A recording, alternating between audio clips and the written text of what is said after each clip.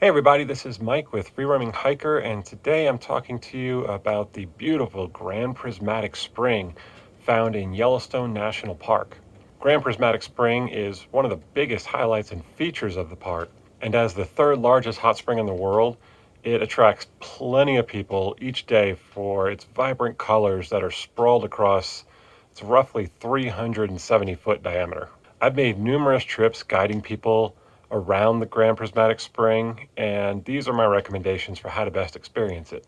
So there are two ways to go about it, and I don't prefer one way over the other for any particular reason because each is just uniquely different. One gives you a great overview of the spring, while the other gives you an up-close and more intimate view of the spring's features. Each also do a great job of portraying the actual size of the spring in its surroundings. In addition, both trails, when combined, are really only about 2 miles, so it's definitely worth getting both perspectives.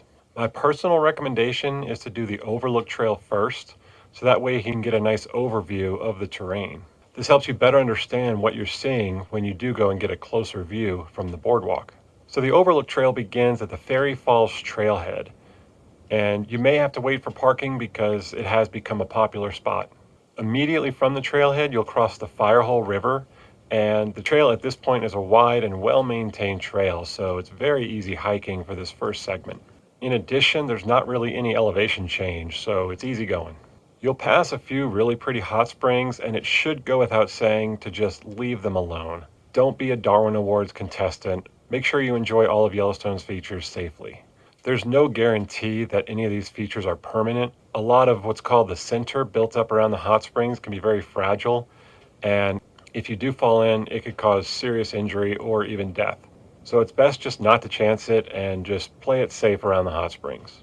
I should also mention here that dogs are not permitted on any trail or boardwalk in the park, and neither are drones. Drones are not permitted anywhere in the park as well. Now, bikes are permitted on this part of the trail, but not when ascending up to the overlook ahead or any boardwalk as well. As you keep walking, you'll begin to see Grand Prismatic Spring in the distance, and shortly after you'll see a fork heading up to the left. Take this fork and it'll ascend roughly 3/10 of a mile up to the overlook. Once at the overlook, you get a stunning view not only of Grand Prismatic Spring, but the entire Midway Geyser Basin as well. Just beyond Grand Prismatic Spring, you'll also see the Excelsior Geyser crater.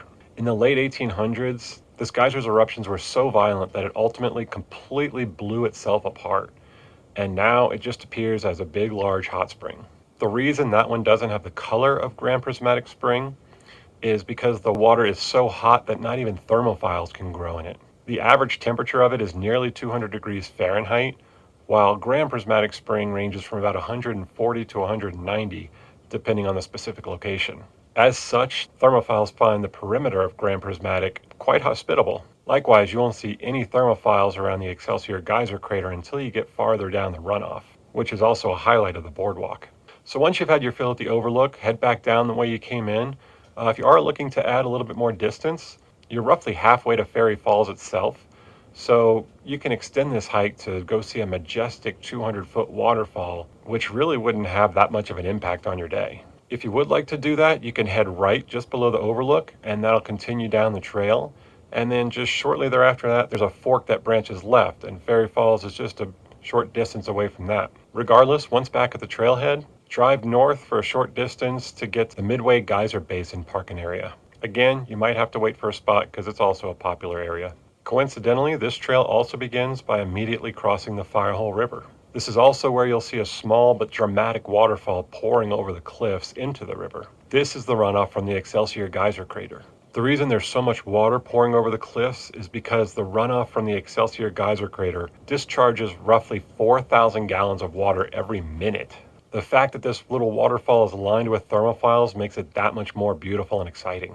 The boardwalk will make a short climb up the hill, and then it'll wrap around the remarkably bold blue Excelsior Geyser crater. This alone would make doing the boardwalk worth it as well, given just how immense of a completely clear pool of water it is. Continue ahead on the boardwalk just a little bit more and you'll reach Grand Prismatic Spring. The fascinating thing about this vantage point is that you get to see up close those long stringy bands of thermophiles extending out from the giant hot spring. They change from day to day, week to week, month to month, so it provides a really interesting perspective of the hot spring. Of course, it should go without saying, do not touch the thermophiles. Whether or not you get burned is not the issue. What is the issue is you're threatening the health of the overall bacterial ecosystem that creates all those vibrant colors. If you touch them, you've done significant damage to them. They are living microorganisms and bacteria, and disturbing them in any way causes them very serious damage. Please respect the environment you're in and do not touch thermophiles, and of course, stay on the boardwalk. The remainder of the boardwalk has a couple of more scenic pools before it winds back around to complete the short loop.